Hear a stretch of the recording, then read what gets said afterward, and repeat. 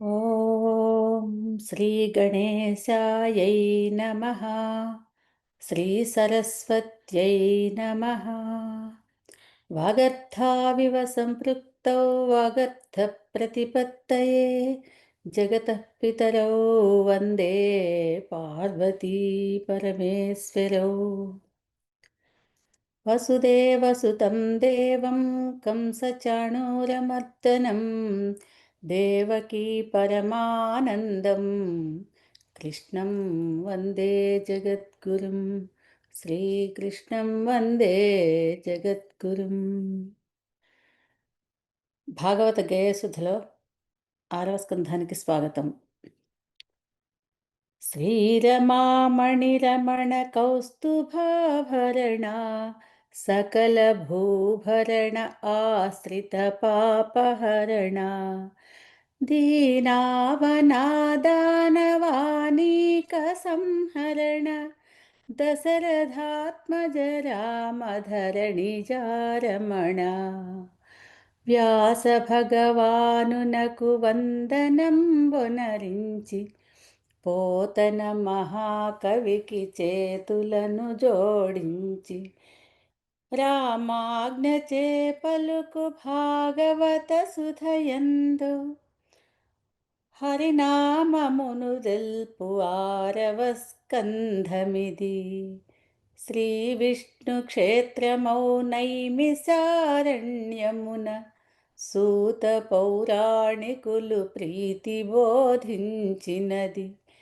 విశ్వాత్ముడైన హరి విశ్వంభరత్వము భక్త పాలన కళా సంరంభతత్వము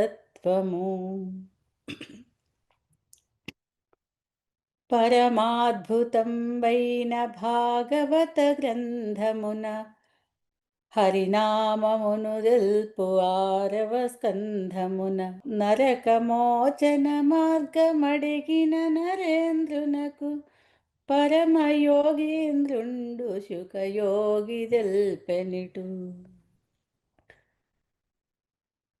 పంచమ స్కంధంలో మనం సమస్త ఈ సృష్టి వర్ణన, ఖగోళ భూగోళ స్వర్గాది నరకాది ఊర్ధ్వలోకాలు, అదేవిధంగా పాతాళలోకాలు, 7 పాతాళాలు, 14 భువనాల్లో, ఇంకా అనేక నరకలోకాల్లో ఉన్న వర్ణనంతా తెలుసుకున్నాము. నరకాల్లో దక్షిణ దిశలో భూమ్యాకాశాల మధ్య దక్షిణ దిశలో ఉన్న 28 రకాల నరకాలలోనూ, ఇంకా యమలోకంలోనూ ఎటువంటి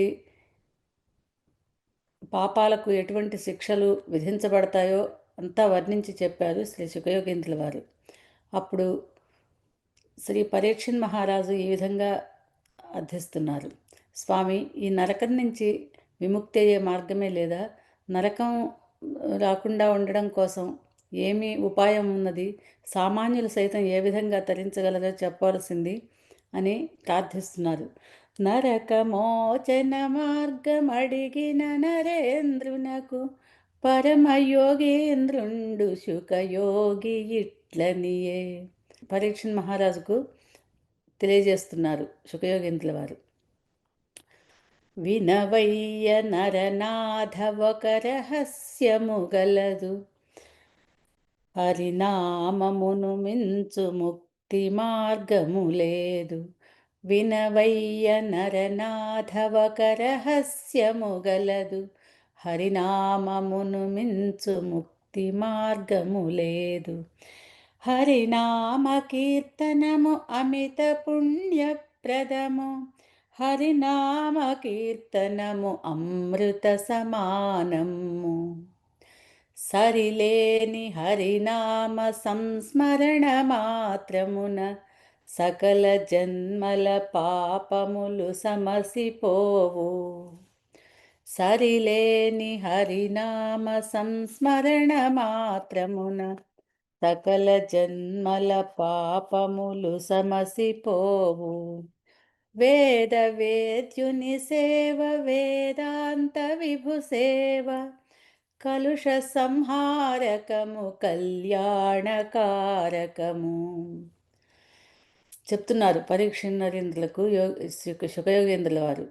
నాయన మహారాజా, ఈ భూ ప్రపంచంలో హరినామాన్ని మించినటువంటి ముక్తి మార్గం ఇంకొకటి లేదు. హరినామ కీర్తన అనేది అమృత తుల్యము, ఆనంద ప్రదాయకము. అది ముక్తికి మార్గము. సమస్త కలుషాల్ని సంహరించేది, సమస్త కళ్యాణాలని కలుగజేసేది. అటువంటి దాన్ని ఆ హరినామ స్మరణను మించిన ముక్తి మార్గం లేదు. కలవు కేశవ కీర్తనాత్ అన్నారు కదా. మనకు వేరే వేరే యుగాలలో కృత త్రేత ద్వాపరాది యుగాలలో చేయవలసినటువంటి తపస్సులు, యజ్ఞయాగాదులు వంటి కార్యక్రమాలు చేయడానికి అర్హత కానీ, ఓపిక కానీ, జ్ఞానం కానీ లేనటువంటి అలసులు, మందబుద్ధితులు, అల్పతరాయువులు అయినటువంటి ఈ కలియుగ మానవుల కోసమే కదా వ్యాస భగవానుడు బ్రహ్మదేవుడిని అర్థించి, నారదుడిని ప్రశ్నించి మనకి భాగవత గ్రంథాన్ని ప్రసాదించారు. హరినామ స్మరణను మించిన ముక్తి ఇంకొకటి లేదు. హరినామమే అమృతతుల్యము, సకల కలుషాలని సంహరించగలిగినది, సకల కళ్యాణాలని కలుగజేయగలిగింది. అటువంటి హరినామస్మరణ ఎటువంటి ఫలితాన్ని ఇస్తుందో, ఎంతటి ప్రభావితమో అది తెలియజేసేందుకు నీకు ఒక వృత్తాంతాన్ని చెబుతాను, వినమని. ఒక అజామిళోపాఖ్యానం, అత్యంత ముఖ్యమైన, భాగవతంలో అత్యంత ముఖ్యమైన ఒకానొక ఘట్టం అజామిళోపాఖ్యానం.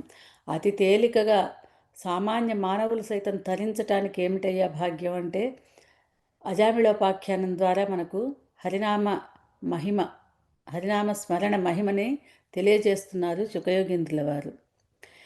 అజామిళుడను ద్విజుడు అతి నీచవర్తనుడు, సంసారమను మోహ జలధి మునిగినవాడు, మత్తుడయ్యను 10 ఏండ్లు గడిపినవాడు, మృత్యుకాలము సంప్రాప్తింపభ్రాంతుడై.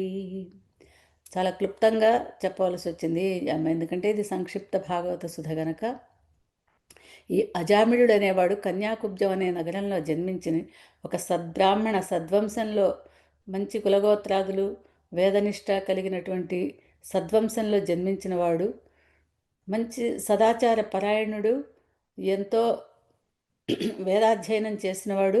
అటువంటి వాడైన ఈ అజామిళుడు భ్రష్టత్వాన్ని పొందాడు. స్థితి నుంచి అధమ స్థితికి దిగజారాడు ఈ అజామిళుడు. ఏ విధంగానంటే, మనకి ఇంద్రియ నిగ్రహము, శమదవాది నియమాల్లో మనకి ఇంద్రియ నిగ్రహాన్ని ఎంతో ముఖ్యమైనదిగా ఎందుకు చెప్తారో మనకు ఈ కథ నిరూపిస్తుంది. ఇంద్రియ నిగ్రహం అనేది లేకపోతే ఎంత పతనమవుతామనే దానికి అజామిళ ఉపాఖ్యానమే ఉదాహరణ. ఈ అజామిళుడు ఒకరోజు తన తండ్రి ఆజ్ఞతో సమిధల్ని తీసుకురావడం కోసం అడవిలోకి వెళ్ళాడు. అడవిలో ఒక పొదమాటున ఒక వేశ్య ఒక విటుడితో క్రీడిస్తున్న దృశ్యాన్ని చూచాడు. అతని మనస్సులో ఆ దృశ్యం హత్తుకుపోయింది.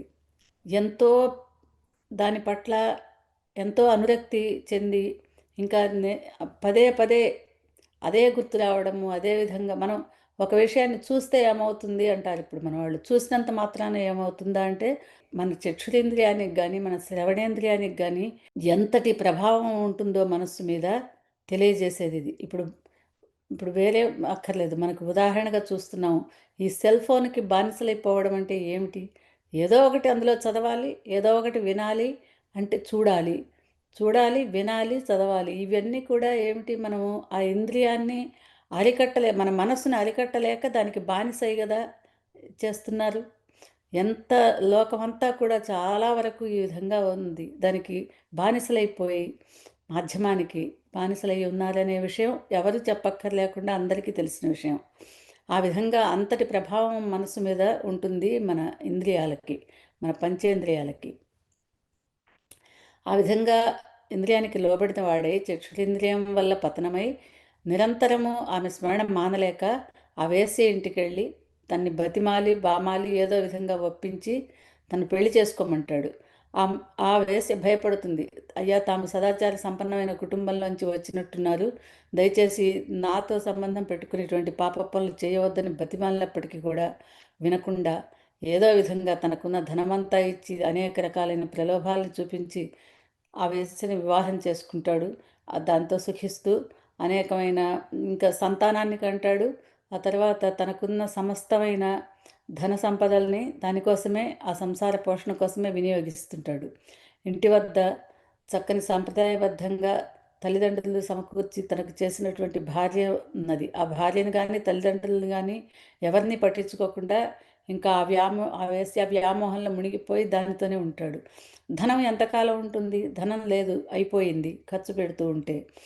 ఇంకా అనేకమైన ఆ వేశ్యావృత్తికి సరిపడేటటువంటి అనాచారాల్లోకి వెళ్ళిపోయాడు. వేదాధ్యయనము ఇవన్నీ కూడా కుంటుపడిపోయినాయి. ఇంకా వీటి ప్రసక్తే లేకుండా మద్యపానము, జూదము, తాగుడు అటువంటి దురలవాట్లకి బానిసైపోయాడు. ఎందుకంటే తను ఉంటున్న పరిసరాల ప్రభావం, ఎవరితో సంపర్కం ఉంటుందో, ఎవరి సాంగత్యంలో ఉంటామో అవి సాధారణంగా మనిషిని ప్రభావితం చేయటం అనేది ఇందులో మనకు ఎంతో స్పష్టంగా తెలుస్తుంది.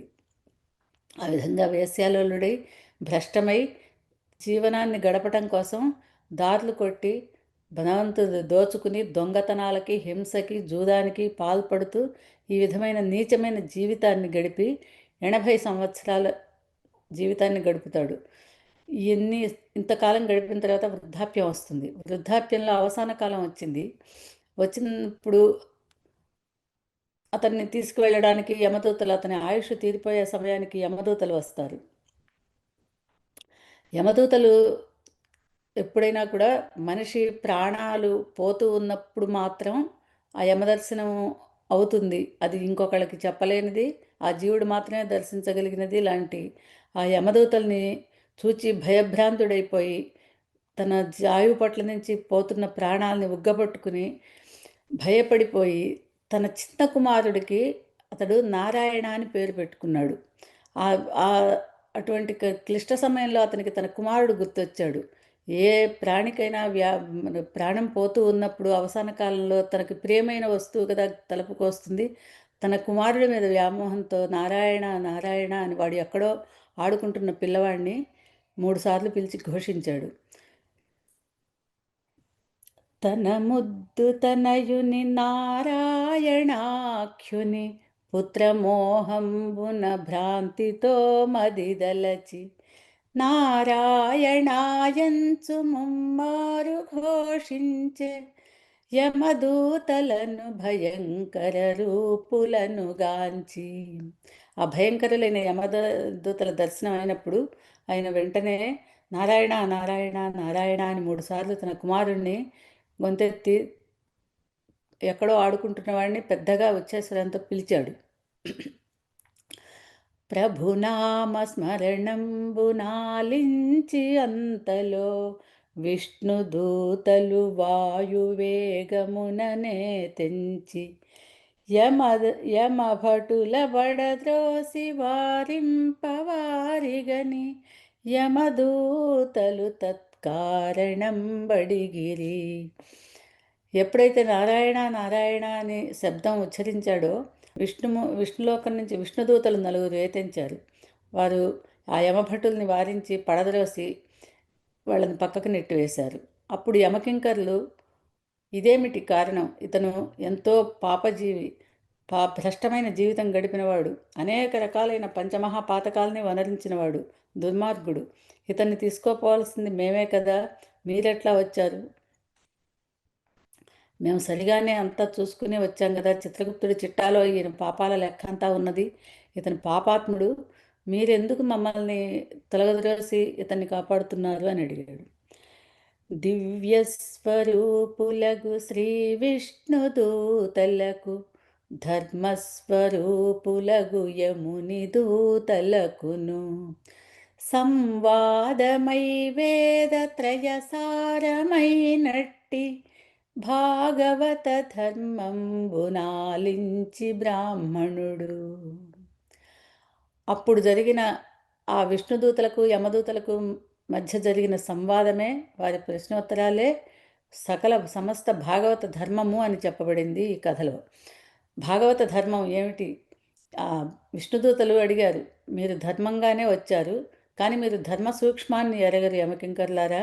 ధర్మ సూక్ష్మమేమనగా ఎన్ని పాపాలు చేసినప్పటికీ, ఎన్ని అరాచకాలు చేసినప్పటికీ, ఎంత దుర్మార్గుడైన జీవితం గడిపినప్పటికీ తన ఆయువు పట్ల నుంచి ప్రాణం పోతున్నటువంటి అవసాన కాలంలో ఎవరైతే హరినామస్మరణ చేస్తారో అతని పాపాలన్నీ పటాపంచలైపోతాయి. హరినామస్మరణతో అతని జన్మ ధన్యమైపోతుంది, అతడు విష్ణులోకానికి అర్హుడవుతాడు అని చెప్పారు. ఇప్పుడు యమదూతలు అడుగుతారు, అతను విష్ణునామస్మరణతో కానీ విష్ణువు మీద ప్రీతితో కానీ నారాయణ అని పిలవలేదే, తన కుమారుడి మీద వ్యామోహంతో కదా పిలిచాడు, మరి ఇది ఎట్లా అని అడిగారు.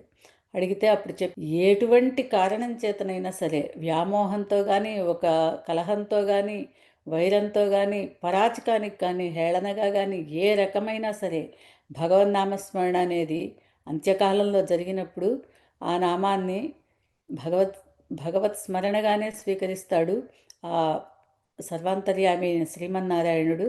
కనుక ఇతనికి ఇవి అన్ని పాపాల నుంచి విముక్తి. అంత్యకాలంలో చేసిన హరినామ స్మరణ అనేది సకల కలుష సంహారకము, కళ్యాణకారకము. అటువంటి అన్ని పాపాలని హరించి వేసి ఇతనికి ఎంతో పవిత్రతను చేకూర్చింది అని వారిద్దరి సంవాదంతో యమదూతలు వెళ్ళిపోతారు యమలోకానికి, విష్ణుదూతలు కూడా వెళ్ళిపోతారు. అంటే అతని ప్రాణాలు కాపాడబడ్డాయి. విష్ణుదూతలు వచ్చి విష్ణు సాయుధ్యానికి తీసుకుని వెళ్ళలేదు ఆయన్ని. అతని పాపాలు పరిహరించబడ్డాయి. ఆ పాప కారణంగా వచ్చినటువంటి అప్పటి అపమృత్యు కూడా ఆగిపోయింది. యమదూతలు వెళ్ళిపోయారు. ఇదంతా ఆలకించినప్పుడు జ్ఞానోదయమైందా అజామిళునికి. ఆహా, ఎంత ఎంత గొప్పది హరినామస్మరణ, నేను ఎంత పాపజీవనం గడిపాను. పశ్చాత్తాపం మొదలైంది ఆ బ్రాహ్మణుడిలో. నేను ఎంత పాపజీవనం గడిపాను, ఎంత వేదాధ్యయనాన్ని దేవతా కార్యాలని పక్కకు పెట్టి నీచమైన జీవితం గడిపినప్పటికీ కూడా భగవంతుడు నా పట్ల దయతో నన్ను క్షమించి ఇంత విష్ణు స్వరూపులైనటువంటి సాక్షాత్తు విష్ణు పార్షదులు ఎలా ఉంటారు అంటే సాక్షాత్తు శంఖచక్రాలతో విష్ణు స్వరూపంగానే కనిపిస్తారు. 9 విష్ణుదూతలు వచ్చారు. సాయుధ్యముక్తి, సామీప్యముక్తి, సాలోక్యముక్తి అని మనం చెప్పినట్టుగా సాలోక్యముక్తి, సాయుధ్యముక్తి, సామీప్యముక్తి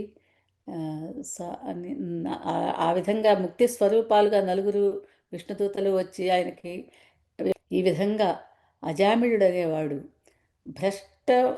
తన తన నిర్మలమైన ధర్మ మార్గమైన జీవితాన్ని నుంచి పతితుడై భ్రష్ట జీవితాన్ని చిరకాలం గడిపినప్పటికీ కూడా అంత్యకాలంలో అతని పూర్వపుణ్య ఫలం, అంత పుణ్యాల ఫలం కూడా ఎక్కడికి పోదు. ఎంతటి పాపం చేసినప్పటికీ ఆ పాపమంతా కూడా అవసాన కాలంలో హరినామాన్ని స్మరించటం వల్ల పటాపంచలైపోయి పూర్వజ్ఞానం కలిగి అతనికి హరిభక్తి అనేది లభించి ఆ హరినామ స్మరణతో దేహత్యాగాన్ని, యోగ మార్గంలో దేహాన్ని త్యజించగలిగేంత శక్తి కలిగింది. ఆ విధంగా దేహత్యాగం చేసి గంగా తీరంలో హరినామస్మరణతో విష్ణు సాయుధ్యాన్ని పొందాడు. అని పల్లికి శుకయోగి తిరిగి మరి ఇటు తెలిపే హరినామ కీర్తనము జగన్మంగళకరము, జగన్మోహనము, జగజ్జేగీయమానము,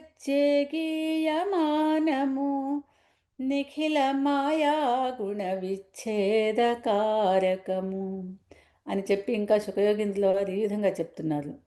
నిఖిల మాయా గుణాలని కూడా, మాయని తొలగించగలిగేది ఒక మాయలోనే కదా వాడి జీవితం అంతా. ఒక మాయ, హరిమాయ ఆక్రమించి ఆ మాయకు లోబడి తన గత జీవితపు పద్ధతిని, తన వంశాన్ని, కులాన్ని, ఆచారాన్ని, కర్మల్ని మర్చిపోయి మాయా ప్రపంచంలో పడి 80 ఏళ్ళు గడిపినప్పటికీ హరినామ స్మరణతో ఆ మాయా విచ్ఛేదం అయిపోయి జ్ఞానాన్ని పొంది దానివల్ల విష్ణులోకాన్ని పొందగలిగాడు అని చెప్తున్నారు.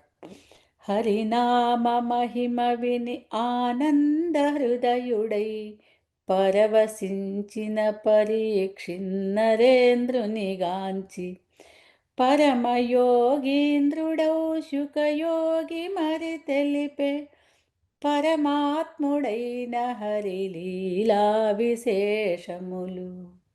ఈ విధంగా అజామిళోపాఖ్యానం ద్వారా మనకు అర్థమయ్యేది ఇంద్రియ నిగ్రహం లేకపోతే, ఇంద్రియాలకు లోబడితే మన జీవితం ఎంత పతనమవుతుందో, అదేవిధంగా హరినామ స్మరణాన్ని పట్టుకుంటే హరినామ స్మరణతో ఏదైనా సరే భగవన్నామ స్మరణ మనకు వేదోక్తంగా చెప్పబడిన ఇష్టదేవత నామస్మరణ శివ అన్న, శ్రీహరి అన్న, నారాయణ అన్న, గోవింద అన్న, అమ్మవారిని తలుచుకున్న ఏదైనా సరే ఒక నామాన్ని మనం ఎంత దృఢంగా పట్టుకుంటామో దాన్ని బట్టే మనకు సకల కలుషాలు సంహారం అయిపోయి కళ్యాణకరంగా పరిణమించి పతితత్వం అంతా పోయి పావనత్వం లభిస్తుంది అని చెప్తున్నారు. ఈ విధంగా శుకయోగీంద్రుల వారు అజామిళ ఉపాఖ్యానాన్ని చెప్పిన తర్వాత ఎంతో ఆనందంగా దాన్ని ఆలకిస్తున్నటువంటి పరీక్ష నరేంద్రునికి ఇంకా ఈ విధంగా శ్రీహరి లీలా విశేషాలు చెప్తున్నారు. మనము పంచమ స్కంధంలో తెలుసుకున్నాము సృష్టి విశేషాలన్నీ కూడా. సృష్టి మనువులు ప్రజాపతుల ద్వారా సృష్టి ఎలా జరిగింది, ఆ తర్వాత భూమంతా కూడా ఎలా విభజించబడింది, ద్వీపాలు, కల్పాలు, వర్షాలు, ఆ తర్వాత కాల విభజన, జ్యోతిశ్చక్రము, సూర్యగమనాలు ఇవన్నీ చెప్పినట్టుగా ఇంకా దాని గురించి ఈ విధంగా చెప్తున్నారు శుకయోగీంద్రుల వారు. జీవరాశుల సృష్టి చేయ సంకల్పించి దేవదేవుడు ప్రజాపతుల సృష్టించే తన సృష్టి చేతని వినందని దక్షుండు నారాయణుని కొరకు ఘోర తపమొనరించే. ప్రజాపతుల్లో నాయకుడు దక్ష ప్రజాపతి అని తెలుసుకున్నాం కదా. ఆ దక్ష ప్రజాపతి ఇంకా తను చేసిన సృష్టితో సంతృప్తుడు కాక ఇంకా నారాయణుని గురించి ఘోరంగా తపస్సు చేశాడు.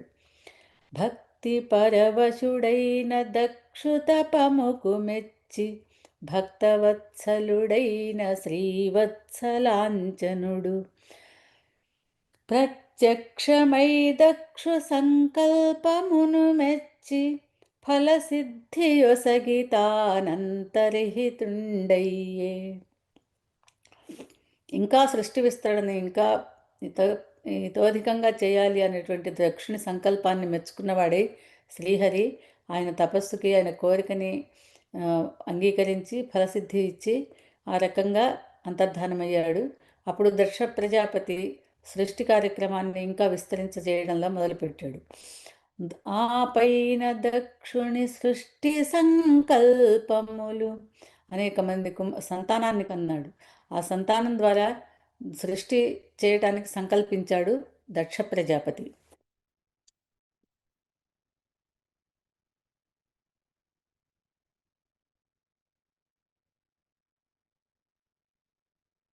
ఆ దక్ష ప్రజాపతి సృష్టించిన కుమారులంతా కూడా అందరినీ కూడా నారద మహర్షి వాళ్ళని నివృత్తి మార్గంలోకి తీసుకువెళ్తూ ఉన్నాడు. సాధారణంగా దక్ష ప్రజాపతి అంటే బ్రహ్మాంశతో జన్మించిన వాడు గనుక బ్రహ్మభావం కలిగి ఉండేటువంటి ఆ దక్ష ప్రజాపతి సంతతి అంతా కూడా నివృత్తి మార్గంలో అంటే ప్రవృత్తి మార్గానికి విముఖులై సంసారం అనే దాంట్లోకి వెళ్ళడానికి సుముఖులు కాక తపో మార్గాన్ని ఎంచుకోవడానికి సంకల్పులై ఉన్నప్పుడు నారద మహర్షి వారిని ప్రేరేపించి తపో మార్గంలోనికి తీసుకువెళ్తాడు. ఈ విధంగా నారదుడు తన సృష్టి సంకల్పాలని నారదుడు భగ్నం చేస్తున్నప్పుడు దక్షునికి చాలా కోపం వస్తుంది. దక్షుడు నారద మహర్షి వల్లే నా కుమారులంతా కూడా ప్రవృత్తి మార్గాన్ని విడిచి సంసార మార్గాన్ని వదిలిపెట్టి తపస్సులోకి వెళ్ళిపోతున్నారు, నా సంకల్పం ఎలా నెరవేరుతుందని నారదుడిని శపిస్తాడు. ఆయన సాక్షాత్తు దక్ష ప్రజాపతి కదా, నువ్వెప్పుడు లోక సంచారిగా తిరుగుతూ ఉండు అని చెప్పి ఆయన దక్ష పుత్రికలందు కశ్యప ప్రజాపతికి దేవదానవ మనుజ మృగ పక్షి సర్పములు గోవులు గంధర్వులప్సరలు వృక్షములు సంతతులుగా గలిగి నిండెముల్లోకములు.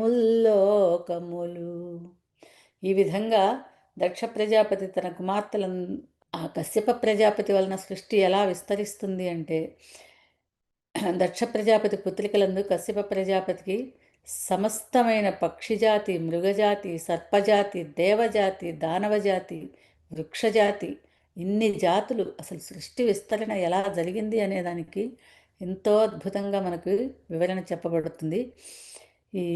ఈ విధంగా సృష్టిని విస్తరించిన వాడై ముల్లోకాలు నిండిపోతాయి దక్ష ప్రజాపతి యొక్క సృష్టి సంకల్పాలతో. ఈ విధంగా ఇంకా మనము పంచమ స్కంధంలో చెప్పిన ఆ సృష్టి విస్తరణనే ఈ ఆరవ స్కంధంలో, షష్ఠ స్కంధంలో కూడా కొనసాగించి చెప్పి ఉన్నారు మనకు శుభయోగేంద్రుల వారు పరీక్షణ్ మహారాజుకు. ఈ విధంగా సృష్టి విస్తరణ జరిగిన తర్వాత ఇంకా గురు అనుగ్రహము, గురు ఆగ్రహము అనేవి ఎంతటి ఫలితాన్ని ఇస్తాయో మనకు ఈ భాగవతంలో తెలియజేసే ఒక కథ. అదీ కాక ఏ కథనైతే చెప్పకపోతే భాగవతం చెప్పినట్టు కాదో, భాగవతం చెప్పడం అంటే ఏ కథని ఉటంకించటమో, ఏ కథని ప్రస్తావించటమో అనేది ఆ వృత్రాసుర సంహారము అనే కథని మనము రేపు తెలుసుకుందాము. పరమ పావన రామ దురితవారణ రామ హర చాపదళన శ్రీకర సుగుణధామ శరణాగత త్రాణ శత్రుభంజన రామ ధర్మస్థాపన రామ పాహి శ్రీరామ.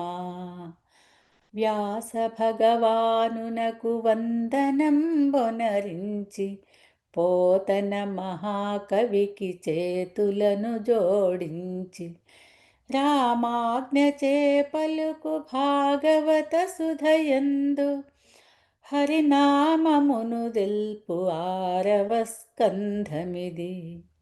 శ్రీ విష్ణు క్షేత్రమౌ నైమిసారణ్యమున సూత పౌరాణికులు ప్రీతి బోధించినది. విశ్వాత్ముడైన హరి విశ్వంభరత్వము భక్త పాలన కళా సంరంభతత్వము. స్వస్తి.